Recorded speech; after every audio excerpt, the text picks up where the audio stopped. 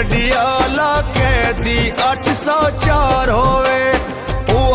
अस्सलाम वालेकुम, की हाल है जी तुहाडा। उम्मीद है तुसी ठीक होने आ ते मैं भी ठीक हाँ। आ रात की एक खबर बड़ी मशहूर हो रही है कि महक मलिक ने 15 ते कॉल करके पुलिस बुला ली या फिर पुलिस ने आके महक मलिक नूं चुक लिया। यार इस खबर की जिहड़ी हकीकत है वो तुहाडे नाल शेयर करते हैं। बाकी महक मलिक नूं कौन नहीं जानता, सारे ही जानते आ ते तुहाडी उहदे बारे की राय है कमेंट 'च जरूर देना। रात का एक फंक्शन चल रहा सीगा ते महक मलिक बहुत ही मशहूर हो चुके हैं पूरे पाकिस्तान की, बाहर दूसरे मुल्कों भी उन्होंने बड़ा सुनिया जाता ते उन्होंने शो जिहड़े वो करवाए जाते हैं शादी के फंक्शन ते इस तरह। ठीक है, कोई खुशी होगी, किसी के घर मुंडा हो गया, कोई होर खुशी है, कोई मंगनी है, कोई शादी है तो उन्होंने बुलाया जाता है तो उहदे कोल प्रोग्राम करवाए जाते हैं।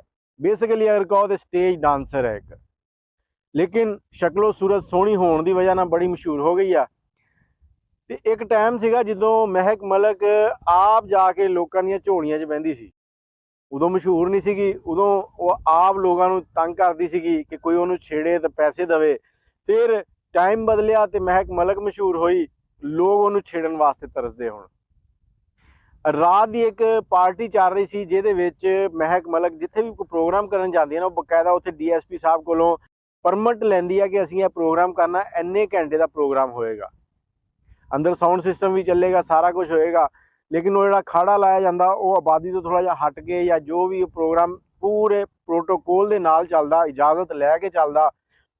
तो रात एक फंक्शन वो कर रहे थे जिथे कुछ पुलिस वालियां ने आके उन्होंने तंग किया, जिस तो बाद महक मलिक जिहड़ी आ वो बिफर गई तो उन्हें माइक दे विच ही रौला पाना शुरू करता ते नाल ही उन्हें 15 ते कॉल भी करती। ਇਹ कॉल उन्हों का प्रोग्राम थोड़ा जिहा तुहानूं सुणवाना कि वो की कह रही है।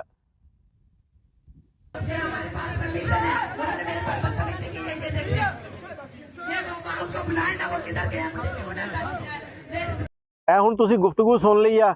ਸਾਡੇ ਮੁਲਕ ਦੇ ਵਿੱਚ ਅਗਰ ਤੁਹਾਡੇ ਕੋਲ ਸਾਰੇ ਕਾਗਜ਼ਾਤ ਹੈਗੇ ਆ ਨਾ ਤਾਂ ਫਿਰ ਵੀ ਤੁਹਾਨੂੰ ਚਾਹ ਪਾਣੀ ਤੇ ਲਾਉਣਾ ਹੀ ਪੈਣਾ।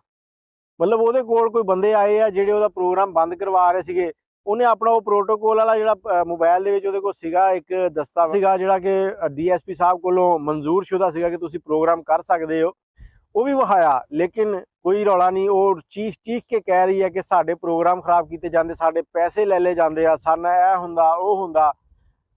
ਤੇ ਇਹ ਮਾਮਲਾ ਕੁਛ ਇਸ ਤਰ੍ਹਾਂ ਦਾ। ਉਸ ਤੋਂ ਬਾਅਦ SHO ਸਾਹਿਬ ਆਏ ਆ ਮੇਰੇ ਖਿਆਲ 'ਚ ਉਸੇ ਇਲਾਕੇ ਦੇ, ਉਹਨਾਂ ਨੇ ਆ ਕੇ ਜਿਹੜਾ ਉੱਥੇ ਮਾਮਲਾ ਸੀ ਉਹਨਾਂ ਨੂੰ ਕੰਟਰੋਲ ਕੀਤਾ ਤੇ ਉਹਨਾਂ ਨੂੰ महक मलिक ਨੂੰ ਤਸੱਲੀ ਦਿੱਤੀ ਹੈ ਕਿ ਤੁਸੀਂ ਟੈਨਸ਼ਨ ਨਾ ਲਓ, ਅਸੀਂ ਹੈਗੇ ਆ, ਤੁਸੀਂ ਆਪਣਾ ਪ੍ਰੋਗਰਾਮ ਕਰੋ। ਬਾਕੀ ਇਹ ਜਿਹੜੀ ਅਫਵਾਹ ਫੈਲਾਈ ਜਾ ਰਹੀ ਹੈ ਕਿ महक मलिक ਨੇ ਲੋਕਾਂ ਨੇ ਉਹਨਾਂ ਨੂੰ ਛੇੜਿਆ ਤੇ ਛੇੜਨ ਤੋਂ ਬਾਅਦ ਜੋ ਤੰਗ ਕੀਤਾ ਤੇ ਉਹਨਾਂ ਨੇ ਪੁਲਿਸ ਬੁਲਾ ਲਈ, ਇਹ ਗਲਤ ਹੈ। ਬਾਕੀ ਆਪਣੀ ਰਾਏ ਜਿਹੜੀ ਉਹ ਤੁਸੀਂ ਕਮੈਂਟ 'ਚ ਜ਼ਰੂਰ ਦੇਣਾ। ਮੈਨੂੰ ਇਜਾਜ਼ਤ ਦਿਓ, ਅੱਲਾ ਹਾਫਿਜ਼।